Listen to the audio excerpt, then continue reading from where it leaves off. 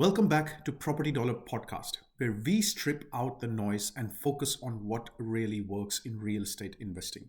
Now, let me paint you a scenario. You are about to invest $700,000.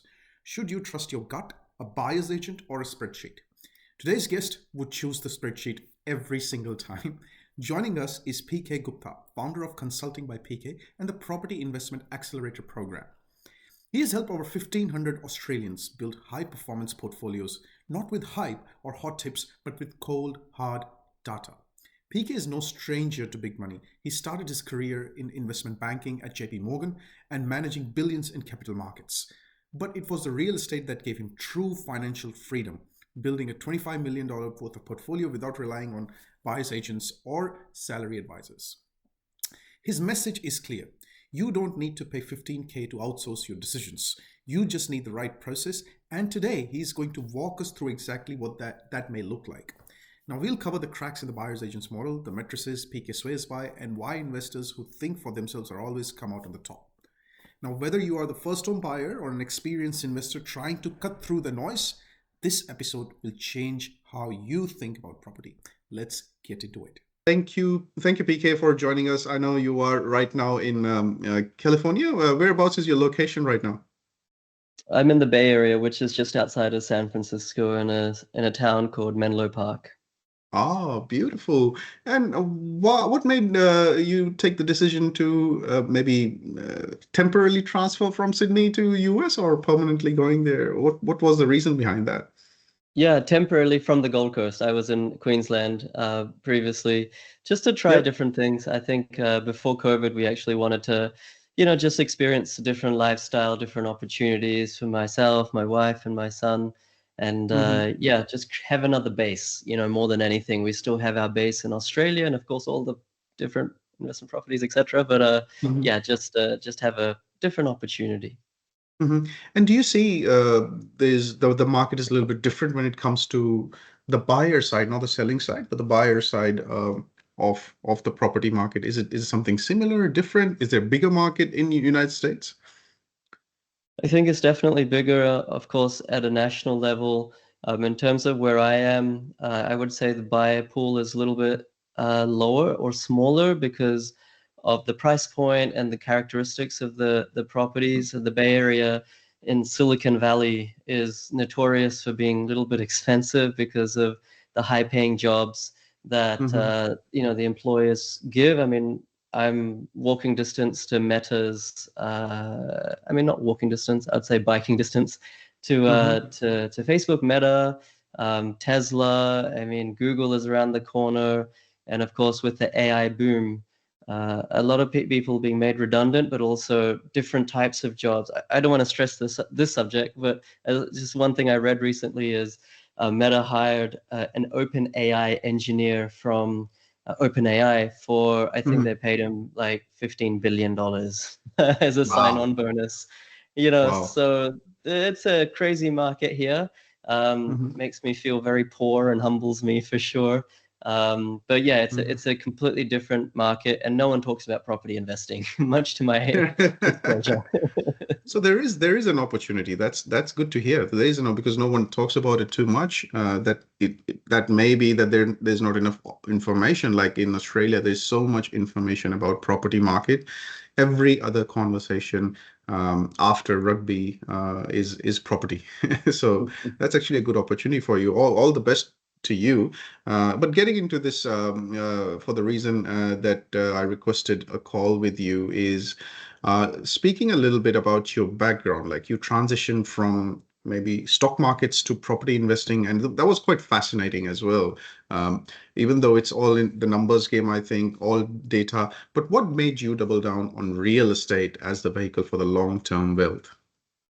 It's a great question, and I should also say thank you for having me, Rahul. I really appreciate it. I was in investment banking, the stock market side. I was on sell-side research, so I wasn't managing portfolios, but rather advising the managers who would then make institutional trades, in the hundreds of millions of dollars for mostly superannuation firms and large wholesale investors.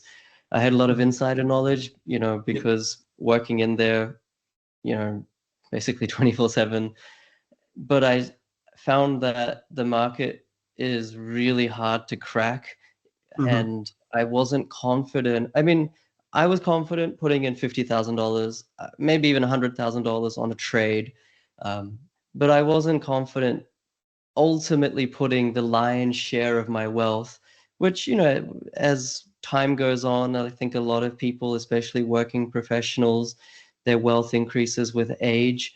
And I just wasn't comfortable putting hundreds of thousands of dollars into the stock market, whether it's the ASX or the NASDAQ, the Dow, or Mm-hmm. other places around the world. That was just my risk appetite. And my level of knowledge was on the high side because it was my day job. Mm-hmm. Everyone's different, different strokes for different folks. Mm-hmm. But that was just my personal risk appetite. I'm pretty low risk investor. I can't deal waking up knowing that tariffs have just come in and the stock market is down 20%, even though it always Mm-hmm. recovers. It's just Mm-hmm. me. And I found that real estate was much more predictable in the way that I understood it, much more safe in the way I understood it, and it was my chosen vehicle for long-term wealth creation. Awesome. That's a great answer. I mean, uh, that does bring out your passion about customer centricity that we in tech will talk a lot about. You got to think about your customers. You got to think about what you're doing is generally, it will genuinely help them. And what you're selling them is of low risk, so their hard-earned saving is not compromised or jeopardized. So that's a very, very, very good answer, and I really like thinking about that. And also now coming into property market and picking those principles from the stock market. I know you've been very vocal about doing your own research and over relying on the advisors. But what are the biggest risks you see when investors outsource their decision to others, especially buyers agents? Yeah, sure. I think let me just preface this by saying that I know a lot of people with somewhat of a colored lens would perceive any answer I give as biased, but I'll try not to be biased and as objective as possible. I think the reality is that no one cares about your money as much as you do. And that even is true for me. I mean, right, I run a mentorship course, but even I'll admit, like, I don't care about X person's money as much as they do. I mean, that's just human reality. And so I really am a big believer that no one will invest in you. You have to invest in yourself. And therefore, the most important real estate is the 6 inches between your two ears.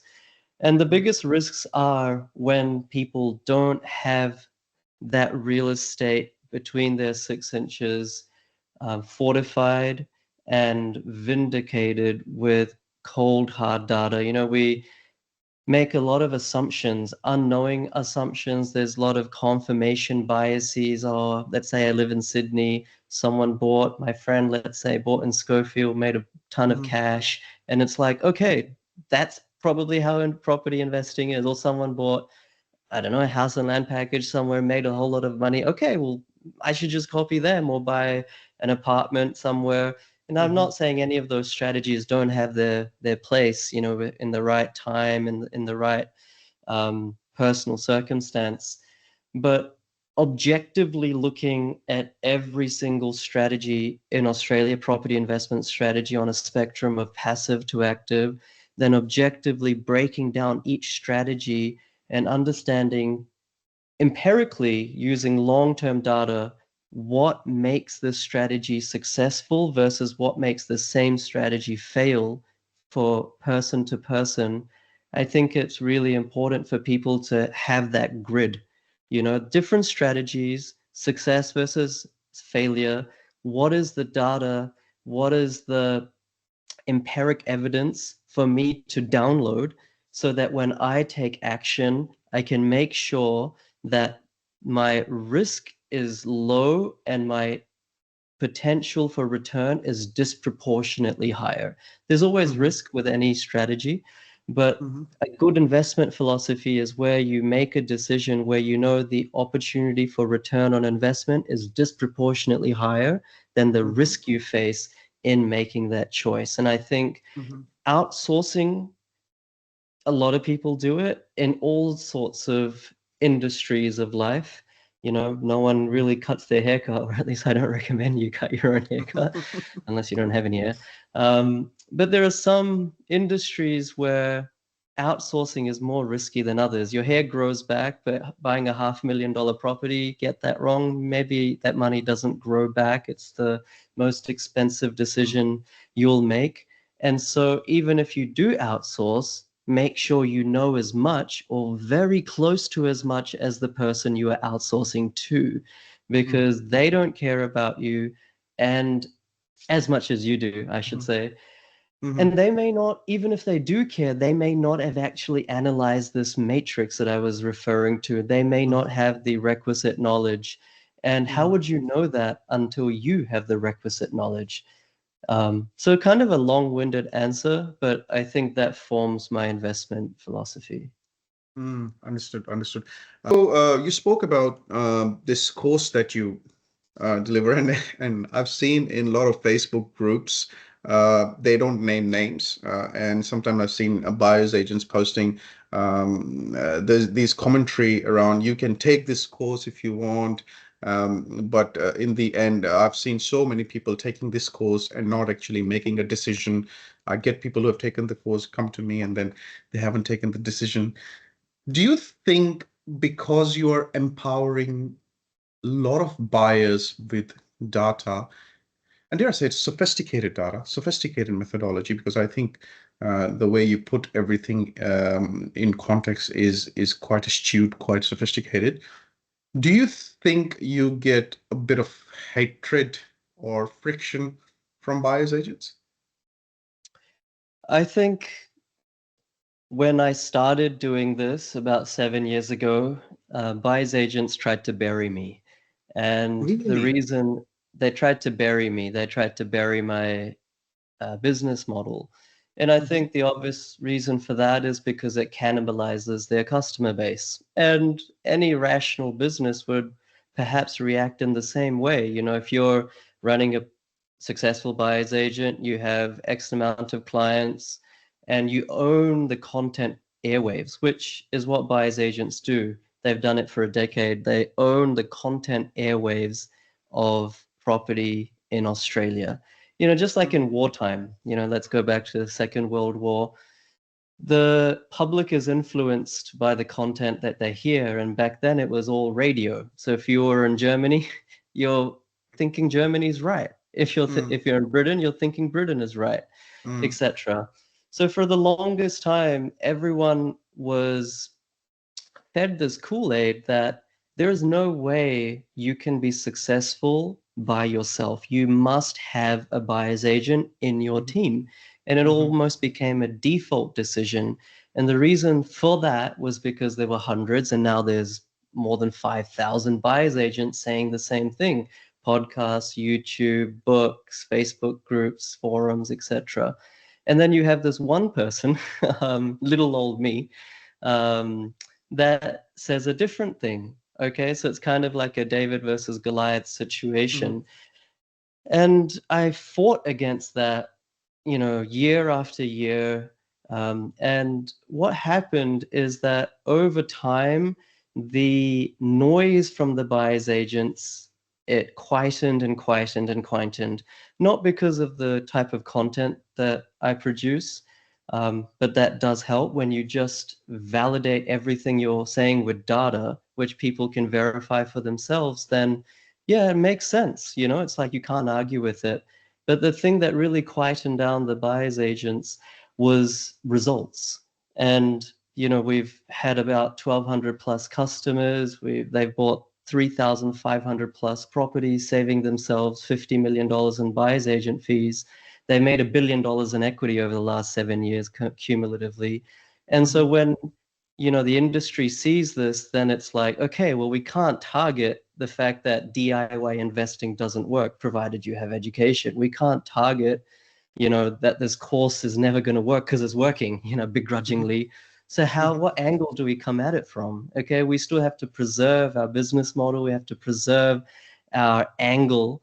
We still have to own the content airwaves. So then you try pick it apart. And you say, oh, some clients don't get results. But the question I always ask is, how am I able to? And it's not credit to me. The credit is to the hardworking my members who work hard and get these results. You know, the question is, how are they able to buy literally every single day if it's not working, right? How, and this kind of all seems very salesy and, like a pitch or whatever. But I mean, over the last 5, 6+ years on my Facebook group, I've posted a client deal every day, if not every second day max. So you add those up, you get thousands of deals. And then you have people saying the course, oh, people aren't able to take action. Of course, there are all types of people. And there are some types of people who I alluded to before who want to outsource because they don't have time, but they don't want to outsource ignorantly. They want to be able to verify the Mm, decision that others are making, buyers agents are making for them, and for which they need education. So actually, I don't know it at the time when I started doing what I do, but a whole bunch of people these days, they do my course and mentorship because they want to know as much as me. And, there's nothing that I withhold, and they want to know as much, if not more, than the buyer's agent that they ultimately will recruit. And that way, the buyer's agent is the arms and legs. It's like expensive labor hire, but they don't mhm, have time. They don't even have 3 to 5 hours a week over 1 or 2 months. So they have to outsource, but they don't want to make a wrong decision. So this mhm, buyer's agent, they work for them. So that client of mine isn't able to make a decision by themselves due to a lack of time, but mhm. and then they're able to be okay. Let's approach the situation with dexterity. Let's use a buyer's agent and get the result. And I have nothing against that. Therefore, I have nothing against buyer's agents. I Mhm, think that everyone should be educated, and there's a place mhm. for both business models. And this hate coming in is really unjustified. Yeah, look, hey, there's no way you can prevent the hate. If you're developing something that will change the industry, you will always get friction and hate. And we actually, from our own experience that at Property Dollar as well. When we first came up with the app, we also got hate. Some from buyers agents, some from the other agents as well. And we were saying that we are actually helping you folks, right? So, say for example, if from a real estate agent, if someone bought something from you and they're able to track their property portfolio in real time, and they think that the thing that they bought from you is actually working, when they have to buy their next property, guess who are they going to contact? You, right? And well, if your product is not performing, we got to be honest about it, right? And we have to be honest that people shouldn't come back to you if the first property they bought wasn't performing as you promised. And we do get hate as well, but eventually when the market understands, when there is enough education, dust settles down, and then people know everything. Having said that, this is not about Property Dollar. This is about buyers. And the other thing I wanted to touch upon is coming from the hatred to the industry now. We are seeing a lot of buyers agents coming into the market. Now, I'm not sure if it's a good thing or a bad thing. I personally wish it's a good thing. We need more buyers, we need more real estate agents, we need more mortgage brokers. It always increases competition in the market, and we don't want Woolworths and Coles kind of market in the property sector. But do you think, because what I was going through is that BA Institute of Australia has itself raised concern about how low standards in the industry are affecting. And if you had to set a benchmark, for what a good property advisor or advice agent actually do for the customers, I would love to hear that. But this trend where the barrier to entry is so low that uh, one day someone is an IT manager in a bank, and the other day they are a buyer agent, and then giving motivation, long motivation post on how to create wealth, which doesn't make sense because they don't come up with a lot of baggage of research and everything. What are your thoughts on that? It's a really good opportunity to talk about it. I haven't really talked about this particular topic too much. I think, first of all, we have to acknowledge that, we live in Australia. It's a free country. I think, for the most part at least. And capitalism this is how capitalism works. Anyone can do anything they want, and ultimately, it's hopefully through meritocracy the best Mm. shine and get the best results for themselves and the people that they serve. Now, of course, the government's role is and should be to create some sort of hurdle or barrier to entry so that the Mhm. consumer isn't ripped off in the process of capitalism working. And I think in the property industry, let's not just target buyer's agents, let's also Mhm. target courses, right? Mm. Courses, buyer's agents, there's almost no regulation. I mean, to become a buyer's agent, you have to do like a 1 or 2 month online course. Anyone can do it. You don't even have to have a high school education to be able to do it. I've done it myself, not to become a buyer's agent, but just to have a real estate license. Mhm. Mhm. And in fact, it's even worse for courses, Rahul. Like for courses, you don't even have to do that. So let's not pick Mm. on buyer's agent, let's pick on courses as well. True. And if it was up to me, I would suggest that everyone should need to have a 3 or 4 year degree in some relevant topic like economics or property or finance or some sort of adjacent subject. And in that way, that they're commercially astute and there's some sense of educational prowess behind them that doesn't exist, and nor is it regulated. In the stock, if I was in the stock market and I produced a YouTube video on buy BHB, I can't say that Yeah. unequivocally it's financial advice. But in the real estate market, as I understand it, I can say, guys, go out and buy in Bendigo. Not saying that you should do that Mhm. blindfolded, by the way, but Mhm. go out and buy in Bendigo. Buy in this specific suburb called Golden Square, random suburb I've just mentioned. Hopefully, Mhm. prices don't increase by 50% because of this. But it's like it's not regulated, and Mhm. there's so much property lobbyist groups that have intended this outcome, and the government is basically in their lap. And no one in the Mm. property industry talks about this because it's favorable to me to not talk about it. It's favorable to us to not create regulation for ourselves. But I think it's necessary because of the point that you've just raised that 10 years ago, maybe there was 1,000 buyer's agents. Now there are probably close to 10,000 buyer's agents. And I think I have no disrespect for any of them becoming buyer's agents because everyone should have an opportunity to do whatever they want, as an entrepreneur. But there Mm. should be some barriers to entry. And if there's not barriers to entry, once again, human tendency, you can't blame anyone. It's just our nature. Our nature is, oh God, I can make 15 to $20,000 by spending a few hours on my computer and buying someone a property. Like, who wouldn't want to do that? Like, let's not Mhm. blame the individuals, IT professionals or whatever. It's like, who wouldn't want to do that? And Mhm. so it's the system that's at fault, and unfortunately, it's the consumer or the customer that suffers, especially because it's not boom times anymore. We're not going through COVID boom 2021. Nowadays, like even in Melbourne, there are suburbs that are still falling and some that are going up big time. But those that are going up big time, of them, some will stop going up big time and start plateauing out, and others will Mhm. continue to rise. It's a mixed bag. And Mhm. education and being prescriptive and doing your due diligence and having a experience looking at the data, not just following a single metric. All of these things count more than ever before. And a lot of the new buyers agents, and no blame to them, they simply don't understand all this. And therefore, I think they're well meaning. But unfortunately, in property, you might make $100,000 in 1 or 2 years. But ultimately, when the tide goes out, you see who was swimming naked. And I think there's going to be a lot of that. Wow, wow, yeah, that's a great great response.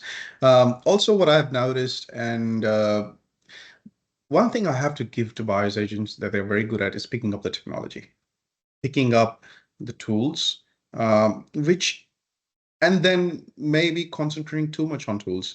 That may be blessing in disguise, or that may be their Achilles heel.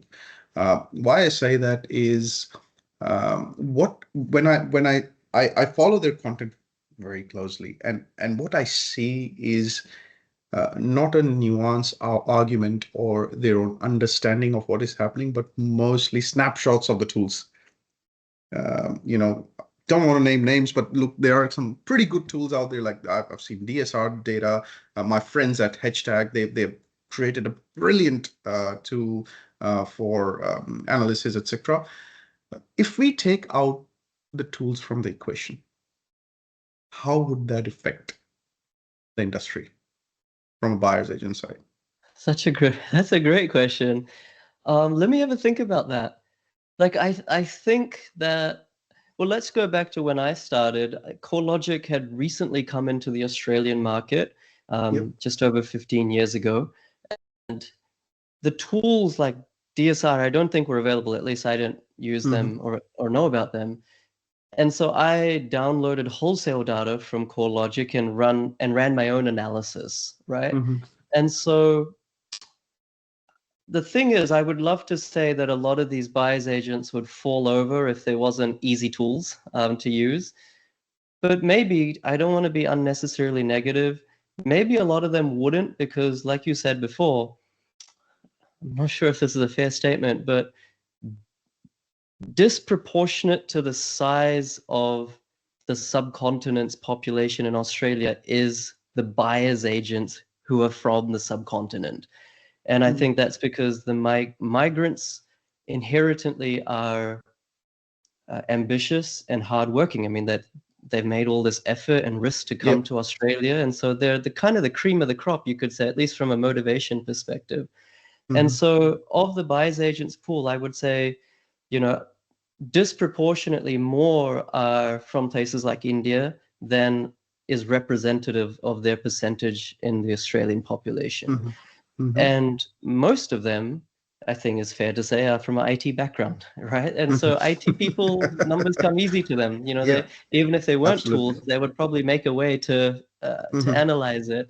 So I know where you're going with that question, but I didn't want to be unnecessarily negative. I think a lot of buyers agents would have no idea what to do if it wasn't for these easy tools that gave Mm-hmm. a score or a percentage or this or that, because it's really, that property investing is a science, but Mm-hmm. it requires a bit of mentorship. It requires, okay, there's numbers in front of you, but what is that picture? Like, what are they telling you? Mm-hmm. Like, Mm-hmm. um, and I think that's is a skill that can be learned very quickly, but you need a lot of hand holding and mentorship to learn that. And if you don't have that and you go head first in the property industry, especially if you're buying for others, Mm-hmm. there's like no accountability, then a lot of mistakes can happen. So I think that's how I perceive it. I don't know if that was very Mm-hmm. coherent. No, no, no. That's, I'm here to listen to your opinion. Your opinion can be good, bad, right, wrong. It's all subjective. But I just wanted to hear your opinion on this one. Look, I'm very confident on, even if you say they are from Indian background, which is my background, I'm very confident on them picking a skill in 2 seconds if the tech goes away. But the way we see from the tech world is that it's only going to increase. It's only going to increase, and I'm very optimistic that this tech, the availability of tech, is not going to be just with buyers agents. It's going to go to end customers as well, and that would be very interesting to see. And when that happens, which brings to my next question, even like just picking up an example of Property Dollar, like we help people to track their loans, track their equity, track their portfolio performance themselves. What's your take on tech tools helping level the playing field for mom and dad investors or retail investors, if they are getting more empowered? I know from your side, it's more giving education on how to analyze your next move, analyze your strategic. But would that help you and the overall market if the prop tech world comes in and they give them tools like, now you have bought the asset, this is how you analyze. Yeah, great question. Yeah, I think tech tools are fantastic. And I think, as with any technology, it's only as good as the user interface and Mm-hmm. how customer centric it is, how Mm-hmm. easy it is to use for the customer. I'm Mm-hmm. kind of a little bit old fashioned myself. I love tech, don't get me wrong. I think Mm-hmm. more the Yeah. merrier. but I love a good old Excel spreadsheet as well. I like to kind of roll up my sleeves Oh. and get Mhm. dirty in that way. So look, I think the more tech reaches the end user, and I think it does. I think right now the average mom and dad investor, let's say they're in their 30s, no experience in property, they have access to the same tech suite that Mhm. a 10-year experienced buyer's agent has, Yeah. right? There's no difference. It's not like there are special things that buyer's agents have that a normal investor doesn't have. And the great thing about it, probably because of people like you, Rahul, is that the cost of acquiring or subscribing to these tech assets is very, very low. We're Mhm. like we're talking hundreds of dollars, or even like my clients spend less than $200 on tech. Um, and Mhm. it's not like you have to spend $20,000 and therefore, yeah, let's just go with a buyer's agent. It's an even playing field. It's very democratic. I think the key, as I'm sure you're doing in your business, is to ensure that that tech is digestible for Yep. everyone and people interpret it the right way. Like, for example, there's lots of uh, tech or SaaS products, like you mentioned a few earlier, and I mean, technology is kind of prop tech in the sense of sharing data on suburbs, LGAs, properties. I feel it's like a race to the bottom because there's so many coming online. It seems Mhm. every year there's like this new website that provides Mhm. data. And so I don't think the differentiator is data anymore. I think the differentiator is how you interpret it and understanding what it's telling you. And I think that is not Mhm. hard to acquire or understand. If you have a mentor or if you gain that education, it's a very easy thing to do, just like Mhm. gardening. No one can really re-landscape their Mhm. garden themselves. But if you go to Bunnings, get like some tools, right? Mhm. A plow, this or that, then you can do it. Just watch a bit of YouTube. You can, all right, this Mhm. type of flower should be sown in spring. This one should be Mhm. sown, yeah, in autumn or whatever the case is. Mhm. So I feel property investing is like that. Technology is essential. You need to go to Bunnings, get the right equipment, Mhm. um, and then you can do it yourself with some education. And in terms of your angle and your question around managing a portfolio, I think that's probably one thing that property investors do least well. They think that buying property is the most important part. Of course, it is. I would actually agree. It is the most Mhm. important part, but then not too far in the distance, almost equally important is managing that property so you know that you're optimizing not only your one asset but your entire portfolio. Okay, well, when are we switching from interest only to principal and interest? Are we even doing that? When is our interest only periods expiring, and therefore do we have the finance, the household cash flow to survive, or do we need to plan that in advance with our mortgage broker to be able to refinance to another bank? Which Mhm. Mhm. entities mean that our cash flows are different? At what point can we realistically retire? I mean, it's not just a case of 10 properties in 10 years, everyone wants 100K passive income. Let's actually model all this so it's realistic, practical, and reverse engineered. And then let's hold ourselves to account to see how we're tracking. And there's always going to be curveballs. And so you need tech that can anticipate that, that can be flexible enough to model that.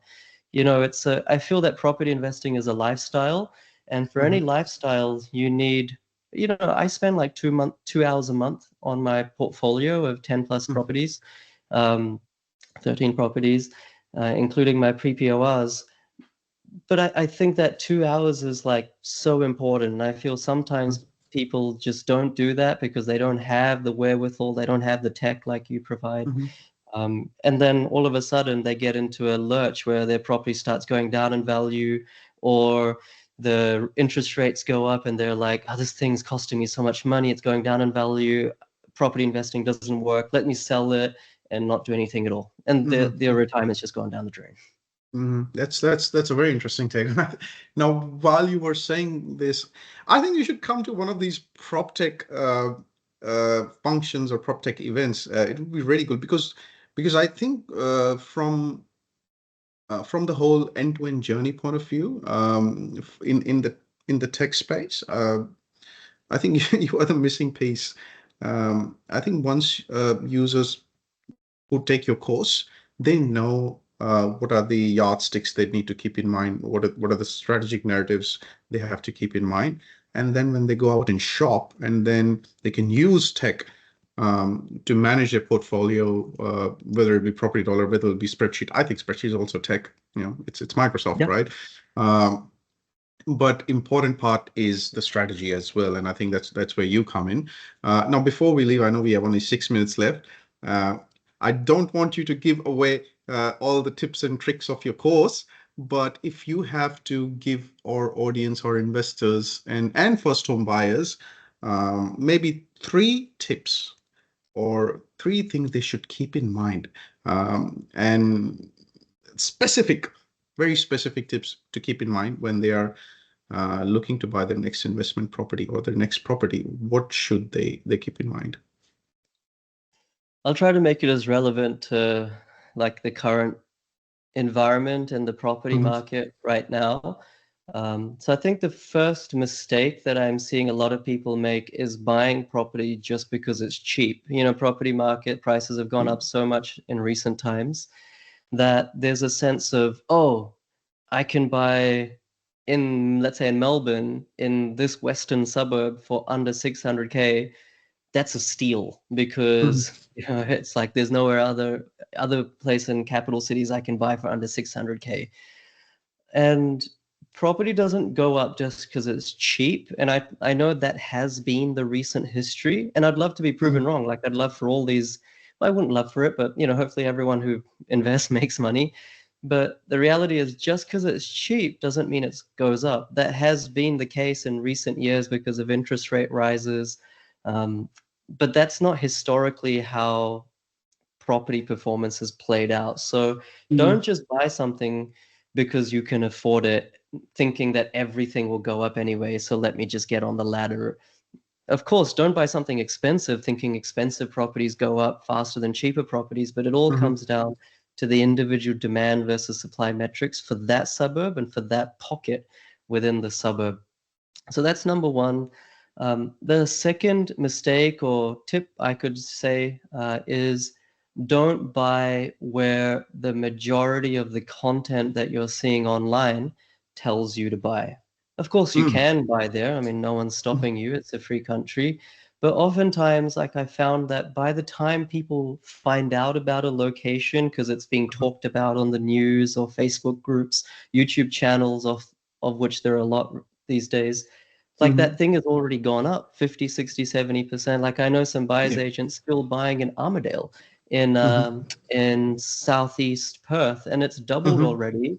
But mhm, they're still creating a narrative that hey, it's still under 750K. Which other capital city can you buy under 750K with a yield of mhm, at least 4.5%? You can create a narrative against behind any investment thesis in any mhm, suburb, right? You mhm, have to look through that and avoid buying just because there is a quote unquote expert mhm, saying it on a reputable platform like a mhm, podcast mhm, or a Facebook group. mhm, So I think that's the mhm, second thing. And then the third thing is this is a little bit more sophisticated, so hopefully people will appreciate it. The third thing is that over the long term, markets always go to equilibrium. And what I mean by this is I know that, let's say in 2021, 2022, when we started buying, my clients did in Townsville, a lot of people were saying, including some very big buyers agents, that Townsville property market won't ever rise swiftly in value because the council rates, but especially the insurance premiums, are very expensive there. mhm, All right. And that will be a deterrent to mhm, investors. Now, of course, hindsight, we have hindsight now, and the thing, mhm, all those clients have made like hundreds of thousands of dollars, doubled their money, et cetera, et cetera. Because over the long term, regardless of, small cash flow differences, markets always go to equilibrium. And the case was clearly back then in Townsville, some extent it still exists, that supply was almost non-existent and demand was going through the roof because of a lot of changes the council had made from 2017 onwards. mhm, Anyway, I won't go into that too much, but et cetera, et cetera. And the same can be said for Melbourne right now.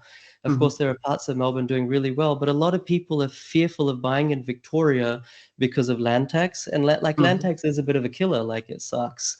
Mm-hmm. You're paying at least $1,000, $2,000 if you invest in property in Victoria. And people think that that makes Victoria uninvestable. But once again, there are locations within Victoria, both in Melbourne and regionally, where supply is now really, really dried up. When I say supply, Mm-hmm. I mean, release of land, zoning, building approvals, commencements, completions. All this is quantifiable, and Mm-hmm. demand is now starting to increase, not just because of investors, but because of first home buyers.